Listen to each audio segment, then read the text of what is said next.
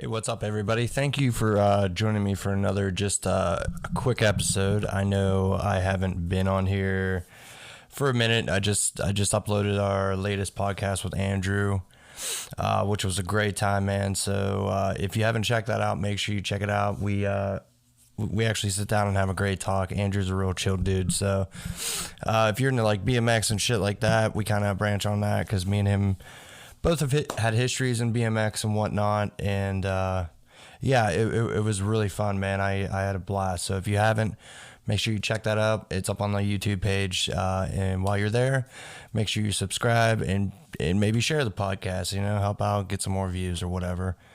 I've been kind of, dude. I wanted to do more with the podcast, but I've been just in my own personal life. Shit's just been crazy.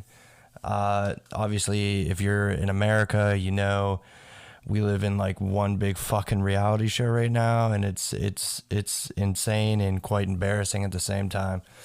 So I've been just I kind of stepped back, dude. I needed basically just a refresher, cause I was just so occupied with other things that I really couldn't focus on really what I wanted to do with the podcast, or even if I wanted to continue it, basically.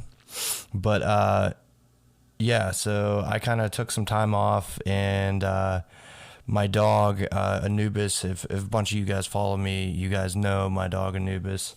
He's a big part of my life, and he's getting older, so he's dealing with a lot more issues. So I've been trying to just look after him and keep him comfortable and keep him happy, you know. And me and my wife also have another dog, Margot, the pit bull that we just adopted a couple months ago. So she's, you know, high energy and all that stuff. So she's still learning. She's still a puppy. So I've been spending a lot of time with them. I've been reading a lot more comic books lately, just kind of like detaching and kind of like making myself at peace, just doing stuff I like, you know, whether it's reading comic books or doing whatever, you know. So, but I'm back, dude, and I wanted to do another quick quarantine stack kind of situation, since, you know, some people are still in quarantine, others aren't, and it's been crazy, man.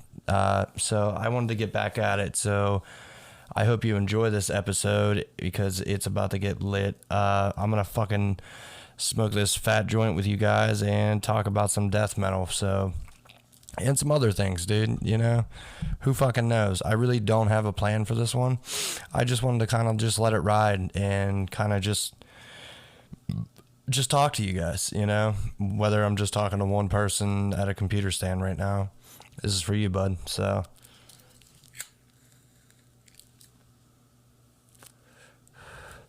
I'm smoking a sativa right now.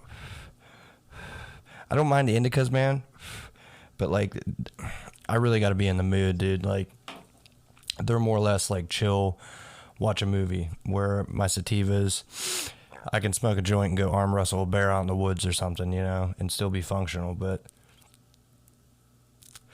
today, I think I have maybe 5 records to go over with you guys, and I hope you guys enjoy and basically just check this shit out. I'm looking for an ashtray, but of course I am fucking unprepared. So anyways, all right, so I do got some 5 CDs for you guys, so let's just get right into it, man. So the first band I want to get into is a band that I've discovered this band in high school, dude, maybe like, I don't know, 8th or 9th grade maybe, but they are called Abysmal Dawn, and this band, they reign from California. They've been around probably since 2003. They put out their very first album called Program to Consume, which is like one of the greatest, man. I actually have it on that vinyl, boy. You know what I'm saying? It's definitely one of my favorites, but they I kind of lost touch with them because I wasn't that crazy about what was the one album released in 2014, Opulence. I wasn't that crazy about it, but you know, I still love the band, but that just album wasn't that great. So when I heard they're coming out with a new album, I was a little worried because, you know, I wasn't crazy about the most recent release, so I don't know. I was nervous. It just always sucks when you like a band, but you don't like the music that they're putting out recently. But you also got to understand that, you know, the members grow and the band changes and morphs, blah, blah, blah, blah, blah, blah. But anyways, they released Phallogenesis on Season of the Mist.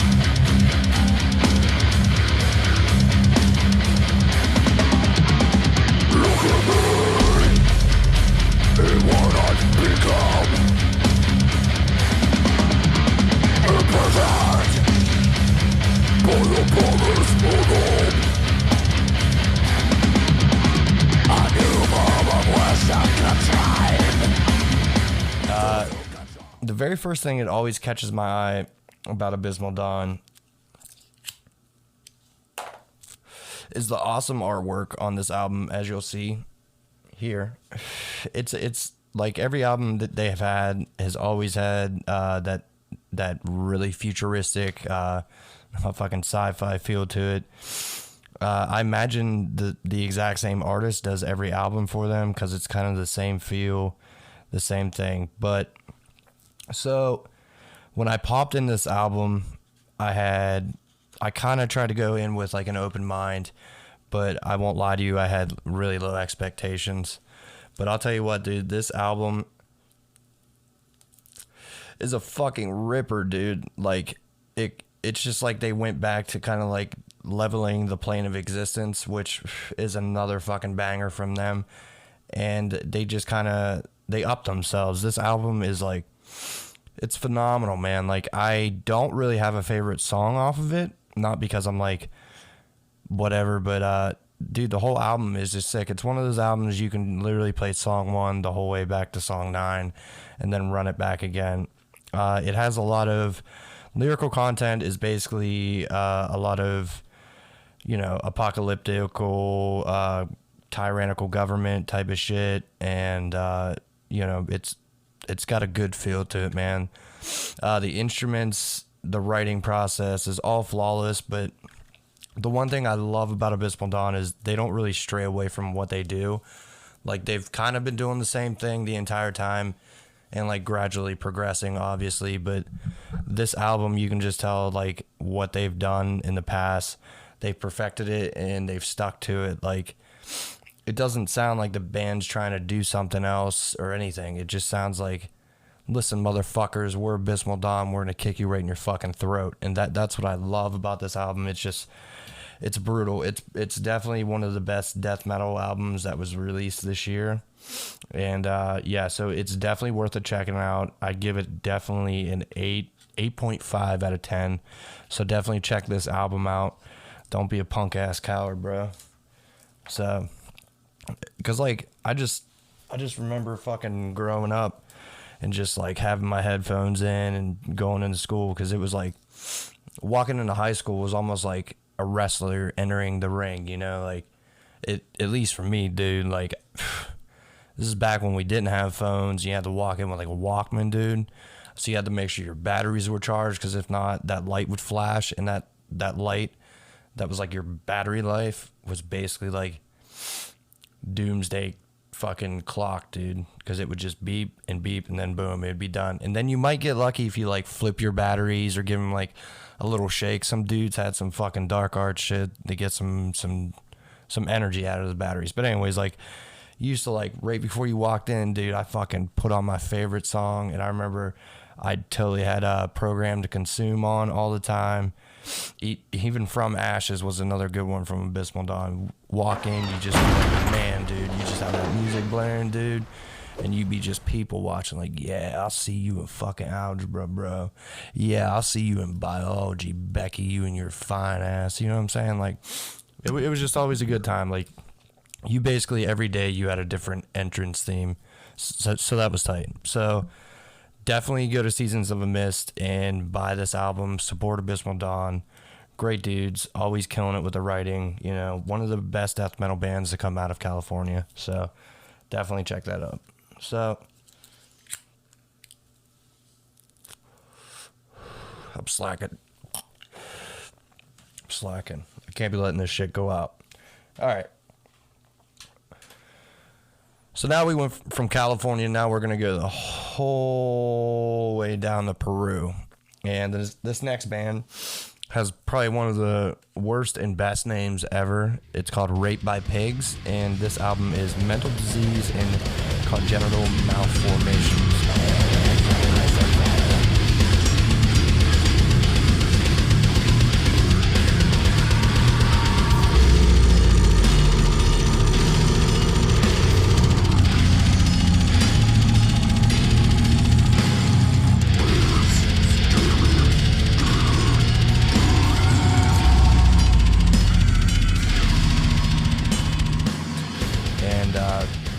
This is their most recent release. It's awesome, but one thing it really like annoys me about this album, I don't know, it just annoys me, dude. But like as you see on the album cover here, it looks like a lady laying down, like she's tied down, like the bitch got in a boat accident or is a pirate or something, just couldn't untie her knots. Maybe she's in some BDM, bro. And her fucking boyfriend just jumped ship, dog. But anyways, so you can obviously tell it's a female because everybody that listens to brutal death metal and slam, there's always women getting fucking gutted and destroyed and shit. But this lady, this lucky lady, we'll call her Lucy, the lucky lady, she has a fucking big old dick, dude, as you'll see right here. So I don't know if this artist was like a little confused about the human anatomy or whatever, but I don't know. I'm not hating on any trans people, you know. You got to get that money, boo-boo. But yeah, it just always caught me off guard because it almost like looks out of place because like the artwork's cool. I mean, it's brutal as fuck, but like you're just automatically drawn to that fucking big old dick, dude. You know what I'm saying? But anyways, Rape by Pigs is from Peru. They are on Amputated Vein Records. This record I really enjoyed because it's unlike any of their previously releases. Like their very first release, Orgasms of 2, I believe. Let me double check here. Yeah, they had Gushing Orgasms 2, but they had an EP back in 2009 called Contamination of Whores, which was good, but Gushing Orgasms 2 was probably the first album I heard of theirs, and it's straight raw, brutal death metal, dude. Like, the vocals are sick. It's just head pounding shit. Like, it's what we all want. No bullshit, no glam, just fucking pure slam, dude. So that was definitely my favorite. And then I happened to pick up Squealing to the New World Order, which the only thing that really changed was the production of the album. They obviously went to a better studio because you can hear everything a lot better. It doesn't have like that 90s raw, brutal death metal sound, but it still has a lot of brutal substance to it. Now, when you go to this album, Mental Disease for Congenital Malformations, I kind of felt they went more of a deathcore sound. Like, the production kind of sounds like every death metal, slamming, brutal death metal, and newer slam bands. Like, it has more of a polished feel. And we all know how we feel about that. Like, a lot of people hate it and a lot of people like it. But I kind of felt like for them on this album, it worked for them because they have a lot of bass drops in it, and they have it's a lot more like core influence, I feel. Like it has slams in it, but it has a lot more breakdowns. And on this album, they actually switched vocalists. And I'll tell you what, dude, like the original guy, let me get you a name here. All right. So Mitch, the vocalist, he joined in 2015 to present. And on this album, he's like, it's insane, man. Like, if you know me as a vocalist, I like variety in mind. I like to add a little spice on it, dude. So like when I listen to bands and their vocalist really doesn't, just kind of does the same platform, my fucking ADD kicks in, dude, and I'm instantly just bored. Because I like a vocalist that accents shit and does, just takes you on a roller coaster ride. Like, you're here, then you're here, then you're here, and then you're down here, then you're shitting your pants. You know what I'm saying? Like, that's what I like. So this album, he definitely does that. He pulls in like maybe 5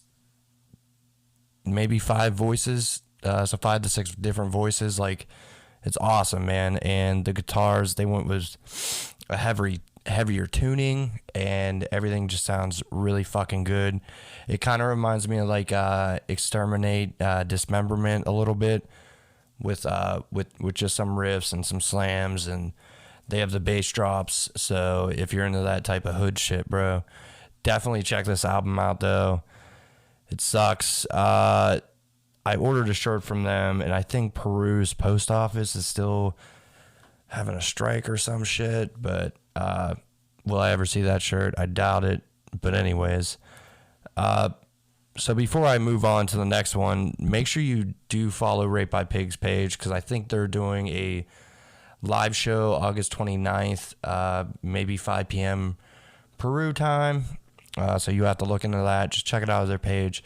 I know it is $1 to enter. It's only $1, dude. You can take that time away from buying some e-girls only fans that you pay $20 a month for, some bullshit, and just take $1 and just help the dudes out. Because it's a weird time right now. Nobody's making money. Nobody's touring. No one's playing shows. So it's all weird. So everybody's scrambling. Like, basically at this point, we all have to adapt, because it's been a couple months and shit really hasn't gone back to normal or anything, There's been shows fucking announced but immediately canceled the next day. So it's $1, dude. So just fucking go ask your mom for some lunch money or some shit, or check the couch for some change or whatever, Hit your fucking dude up and just ask him, hey, dude, you mind if I borrow $1? Hit me up on the Cash App or however you kids fucking pay each other now. But definitely check that shit out. Support them. Go buy the album. It's good shit. All of them are super solid albums. I have nothing bad to say about this band. So definitely go check out Rape by Pigs. Let's keep this going. So, our next band, they reigned the whole way from Taiwan. Their vocalist is one of the best. This band is called Fatatious Rump, and this is their 3rd release. It is called Brutality, which is fucking appropriate, dude.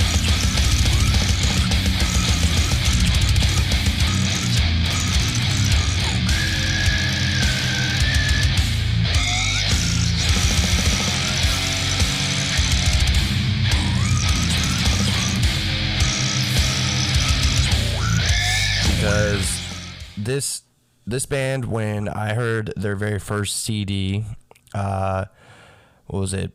Propagation of the Foul, I think. But anyways, I love the album cover. The album cover sold me immediately, dude. Like, it just reminded me of some desolate fucking place in like the Conan universe or even Lord of the Rings, dude. Like, it was fucking sick. And party foul, bro. But yeah, it was super solid. I mean, anything Larry Wang does is amazing. Like, he's one of the top tier slam vocalists ever. and he's been in so many bands: Maggot Colony, Facelift Deformation, Gorepot, fucking Umbilic Asphyxia with Clayton Mead, his twin. And one of my all-time favorite bands of his is Copoprocephalic, which is one of the greatest albums ever written, if you're asking for my opinion, which most people don't. So moving on. So Brutality is their third release. It's definitely a step in the right direction for this band. They've polished this band. Like, I kind of feel they got together to make some shit, and they did the first two albums, which were solid. Disposing Slobs of Corporal Fat Brag were like, it was a good album, like through and through. I like how Larry Wang basically raps in that album in a weird pig squeal type of feel. But Brutality is exactly that. It's just straight brutality, man.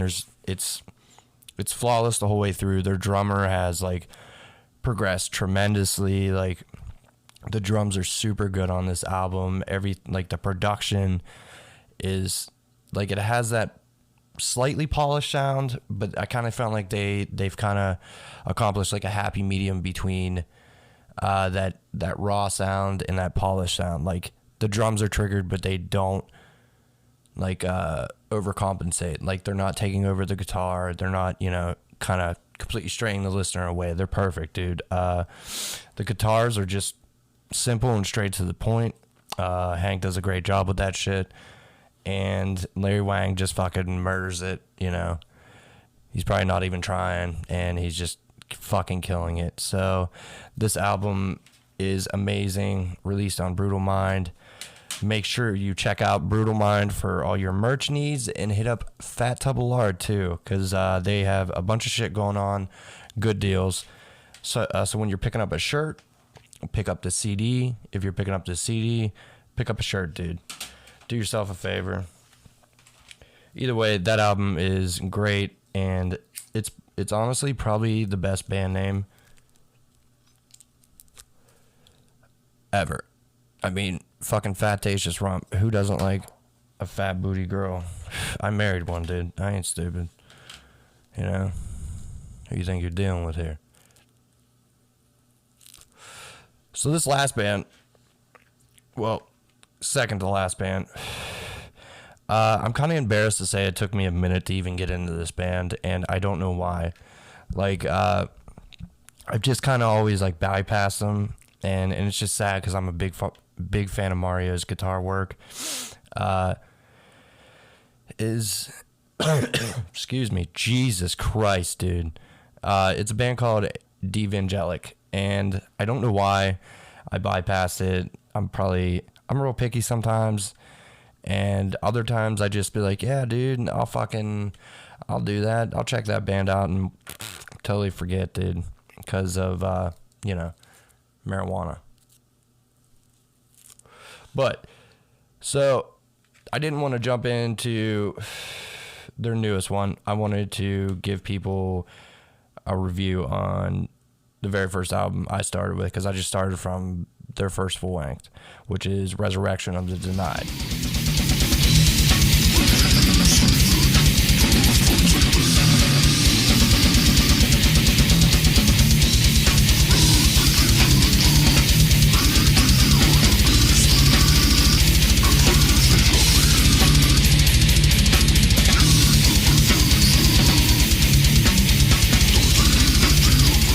And this album really reminded me of Disgorge a lot, like a clone album, but in its own little way. But the guitar work on this album is it's tremendous, dude. The drums are sick, and the vocals are just relentless, dude. Like, this album is perfect, from the album art by John Zig, who's an amazing artist. His resume is endless in the fucking brutal community. I think this is on Comatose, but I think they're on Willowtip, I think, right now. But definitely check that one out and check out their new one. I'm probably going to do a thing on it in the next coming weeks. But if you're into like ancient Sumerian culture, it's right up your alley, dude. And it's pretty fucking good. So Resurrection of Denied is definitely one of my favorites of theirs.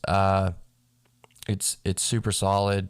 Kind of reminds me of a Disgorge clone, but anymore who isn't fucking cloning Suffocation, Disgorge, Cephalotripsy, and Abnormal Putrid, you know, like, suck my dick, dude. Everybody's doing it. I mean, it just happens, dude. Like, it just happens. A lot of people don't even mean to do it. Like in that album by Rape by Pigs, it has an All Shall Perish breakdown in it, like, dead for dead, dude. But, you know, fuck them, bro. You know, if you rock it, you rock it. It's 2020. These people are making music on computers and shit. So, all right. So, this is the last one. I wanted to bring a new one to the table. A new band, at least I found out about. And that's what it's all about. So, a lot of people told me that these have helped them. Even the last episode, because I haven't done many, but the last episode helped them learn about disconformity, you know. So, that's what it's all about, dude. So this next band's from New Mexico. They have a lot of lyrical content, is like anti-Christian, deathcore, blah, blah, blah. You know, your typical bullshit in metal. But they are called Impaled Offering.